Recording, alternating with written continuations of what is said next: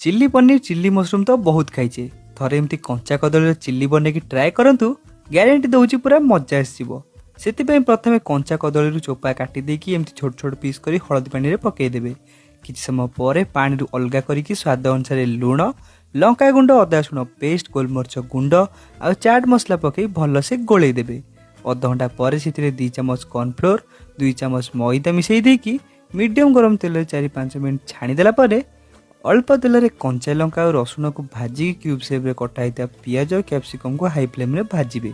जितेबाला पियाज ट्रांसपेरेंट हो हाल्का लुण सहित लंका गुंड और भिनेगार पकई आउ गोटे मिनट भाजिला छाणिक रखिथिबा कदली सब पकई मिसईदेवे तापर से tomato sauce chilli sauce soya sauce सहित हाल्का कॉर्नफ्लोर स्लरी को पकई आउ किछ समय भाजिदेवे लास्ट गोलमरीच गुंड चाट मसला गरम मसला आ धनिया पत्र पकई मिसईदेला खाई कि कमेंट रे कहिबे केमती लागिला।